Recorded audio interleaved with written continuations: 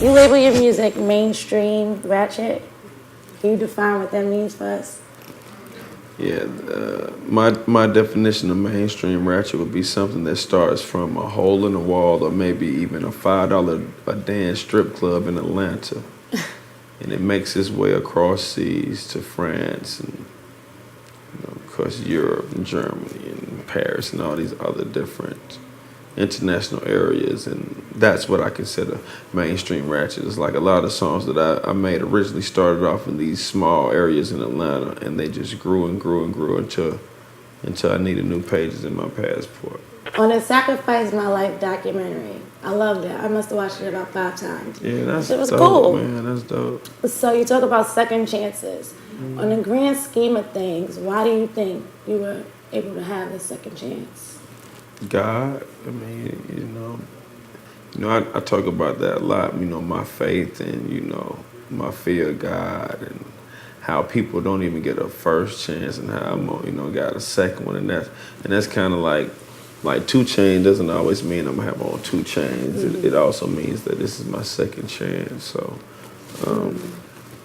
in the grand scheme of things, man, who knows? I'm a firm believer, and I work hard. I work my ass off too. So, I think that's the formula. Do you think that the name change from Titty Boy to 2 Chainz had any effect on the career change? It definitely did. It definitely did. It was definitely more family friendly, more. Children could say it. Titty Boy was still is my name. It was a name that I didn't make up. It's a natural name that came from the family. It's Titty Boy means only child, spoiled brat. Nothing derogatory towards women. It's like me and my mom had a strong relationship, and so people used to be like, "You're a titty baby," and kind of like was a joke that like just grew with me. Okay. And so when it was time for me to rap and all of that, it was just like Titty Boy. It wasn't like MC, Slim or whatever it was, So with 2 Chainz, it was just a natural progression. Rappers always have AKAs. I still have some I haven't even put out yet, but 2 Chainz was one of them. You want to put one out right now? Nah. All right, so you told Kobe once upon a time that you appreciate him sacrificing his life for the point of entertainment. Mm-hmm. Do you feel like you're in that same category? Definitely. I give all my privacy up. People know where I'm going to be before I get there because I've sacrificed my life for the entertainment of someone that's a 2 Chainz fan. I work hard. I have sleep deprivation. I stay up all night. I try to record. I try to think about what I'm going to say before I say it. So, would you change it, knowing what you know now? Nah, because some of the best people in the world sacrifice themselves for the better entertainment of everybody. Michael Jordan, Floyd Mayweather, and Kobe Bryant. So we're coming off of the BET Hip Hop Awards. True. And you brought the mother of your child with you. Mm-hmm. And I heard that you bring her to a lot of your award shows. Well, it's in Atlanta, man. You want to do something. Like, she doesn't travel that much with me. I actually brought my mother, too. My mother had never been to the awards. So by being in Atlanta, by me being from Atlanta, last year I took one of my homeboys, too. Just like, sometimes these things just become very regular to the person that it's happening to. And you don't realize how effective it could be for someone else's life. You know what I'm saying? I took my daughter one year. I took my partners to different events, not just award shows. You just want to expose them to different red carpet events. Mm-hmm. Has being who you are changed your perception of women? For 2 Chainz, I was, I feel like a lot of artists become who they are once they get on TV. And for me, I was already this person before being on TV. I was already popular. I was good in sports. I had my first threesome in the 7th grade, so it's a little different from everybody else. You know about threesomes in the 7th grade? Yeah, that's what I'm trying to tell you. My kids won't be doing or exposed to some of the things that I was exposed to. Being that I come from Atlanta and been going to strip clubs since I was like 15, so like a girl can walk in here now naked and I just won't be like super aroused, like a little bit aroused. I mean, it's just like I've been around strip clubs in Atlanta, like everybody's naked. Right. And you'll look crazy just walking around like you have to learn how to control yourself at a young age in Atlanta because you'd be like, it's 1,000 men in here, we campaign and we sitting back, we drinking, we smoking, and you got a boner. So I've been exposed to sexy, beautiful women, have just being from the South, Atlanta, Florida, these kind of places, these regions. women feel free to walk around, topless, bottomless, and things of that nature. So, being who I am, when I come into this environment where someone may think they are heavily arousing me, could be looked at from me as something that's old. Tell me about Mrs. Epps. What's she like? My mama? Yes. My mom is very headstrong. She is, she believes in God as well, but she's someone that you don't want to really cross her path. I think she has an attitude. I know she don't see this. I think she has an attitude. She knows she has an attitude. Very demanding.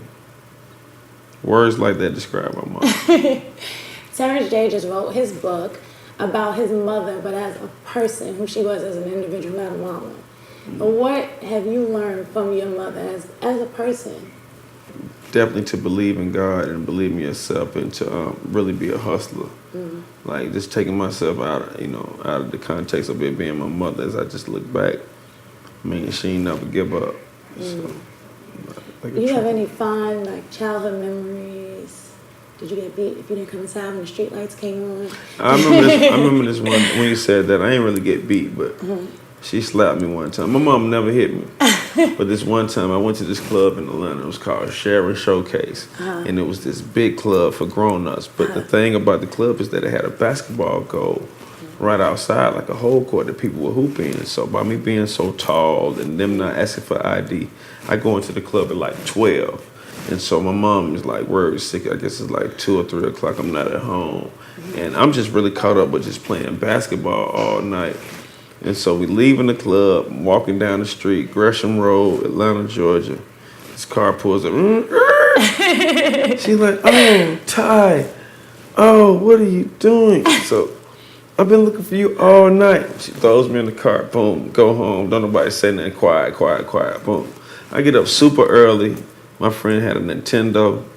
I go to his house and play the Nintendo. So I guess when she went to look for me in the morning, when she woke up, I was gone again. So when she saw me, she just slapped the shit out of me. And then she was like, slapped me, and then she started crying. Like, oh. I was just looking like. Did you do it again? Go to the club at 12? Right. No, I didn't. I guess it worked. And then you say you don't like when people ask what's your motivation. So what's not your motivation? Right. What's keeping you on the sofa all day? That's my question. Like when I say, what's like I'm motivated. People always ask me that. Like, what man? I don't know how you do it, bro. What make you? I have a list of things that motivate me. Right. It's the thing. Like when people ask me, they don't know how to do it. Like I run out of pages. I run out of characters as far as what I want to say is, my motivation. So for some people, I guess my thing is I feel like I'm somebody that's inspirational. I'm someone that makes you want to get your ass off the sofa, go get you some money, think of ways to bring in, different streams of income. Everything is so accessible these days with the internet and everything. So I just try to practice what I preach. So Big Sean once told us that the biggest lesson he learned from you was it doesn't matter how old you are, you can always achieve something. So you taught him that lesson. But was there ever a point where you felt like giving up because it wasn't going the way you wanted it to go? When times get like that, I have this natural defense mechanism. If I want to give up, to actually start working harder. So for me, it's not like a moping period. It's a scrambling period. It's I got to do something. I have to fill my schedule up with something to do. So I've definitely been discouraged before, not wanting to quit though. That's one thing my father told me is not to be a quitter. So some of those things stuck with me. You talk about your father a lot, I guess. Well, there are sentences and lines directed straight to him on this album. Did you guys have like a close relationship growing up? Yeah, my father, well, he was in prison a lot, but we still had a close relationship. I'm the only child. I'm his only child. We stayed together. He passed last year right in front of me. So it was just things that we talked about, things that we didn't talk about. That, as an artist, and me just not really having time to reflect, just as unsettling for me, and that I'm still dealing with. So I always talk about him because to me, he was a man's man. Ain't no such thing.